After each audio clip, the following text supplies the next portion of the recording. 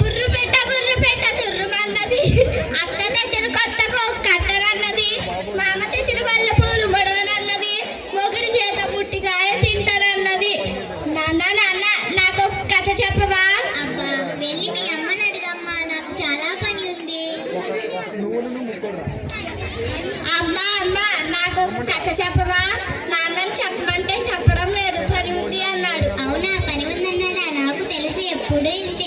CM గారు కూడా ఎంత బిజీగా ఉన్నారు. నాకు పని ఉందమ్మా, వెళ్ళి మీ నాన్నమ్మ అడగమ్మా. మీరిద్దరు ఎప్పుడు ఇంతే, ఒక పాట పాడరు, కథ చెప్పరు.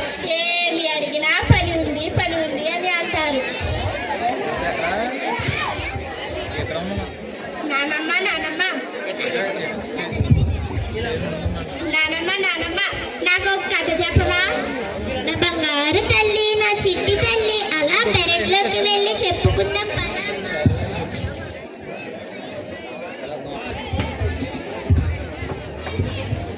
ఏంటి ఏదో పాచిపోయిన వాసన వస్తుంది?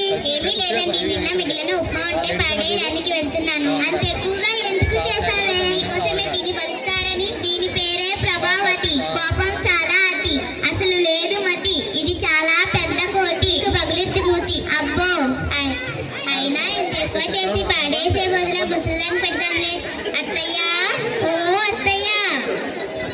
ఏంటమ్మా? మీకోసం ఉప్మా చేశాను, తినండి.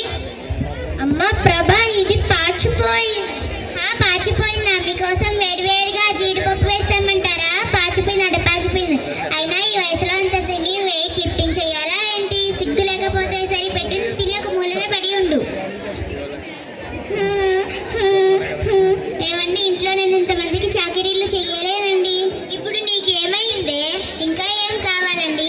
పొద్దున్నే మీరు ఆఫీస్కి వెళ్ళిపోతారు, పాప స్కూల్కి వెళ్ళిపోతుంది. మీరు వచ్చే వరకు ముసలాం సేవలు చేస్తూ ఉండాలి. అంత గొప్ప సేవలు ఏం చేసేస్తున్నావు? ఏం చేస్తున్నానో ఏంటో మీకు చెప్పాలా ఏంటి? చెప్పకపోతే అర్థం చేసుకోరా ఏంటి? సరే సరే, ఇప్పుడు నన్ను ఏం చేయమంటావు? ఇంట్లో నేనైనా ఉండాలి లేదా ముసలదైనా ఉండాలి, ఇప్పుడే చెప్పండి. ఈ వయసులో ఆవిడ ఎక్కడికి వెళ్తుంది? ఎక్కడికైనా పంపండి, ఇంట్లో ముసలది మాత్రం ఉండకూడదు. ప్రతి ఊరిలో ఉన్నాయిగా వృద్ధాశ్రమంలో అలా చేర్చండి. ఫోన్ చేయండి. చేస్తానులే, ఇప్పుడే చేయండి. చేస్తున్నాను. హలో, ఒకరిని వృద్ధాశ్రమంలో చేర్పించుకోవాలండి. సరేనండి, సరే, ఇవాళ వస్తున్నామని చెప్పండి. ఏం చెప్పాలో కూడా తెలియదు. చిచ్చి. నాన్న ఏమి చేస్తున్నారు? పని వల్ల నాన్నమ్మను సరిగ్గా చూసుకోలేకపోతున్నామమ్మా. అందుకే నాన్నమ్మను వృద్ధాశ్రమంలో చేర్పిద్దామని అనుకుంటున్నాను. అయితే ఆ నెంబర్ నాకు కూడా ఇవ్వండి, నేను కూడా పెద్దయ్యాక మిమ్మల్ని కూడా వృద్ధాశ్రమంలో చేరుస్తాను. చూసారా ఇది ఎలా మాట్లాడుతుందో? ఆ ముసలదాని గారాబం వల్ల ఇలా తయారయ్యింది. నువ్వు ఆగమ్మా, మీరు ఎప్పుడు ఏ కథ చెప్పమన్నా చెప్పరు. మీరు పని ఉంది అని అంటారు. నాన్నమ్మ నాతో ఆడుకుంటుంది, కథలు చెప్పుతుంది. నాన్న, నువ్వు నన్ను ఎంత బాగా చూసుకుంటున్నావో. చిన్నప్పుడు నాన్నమ్మ కూడా నిన్ను అంత బాగా చూసుకుని ఉండి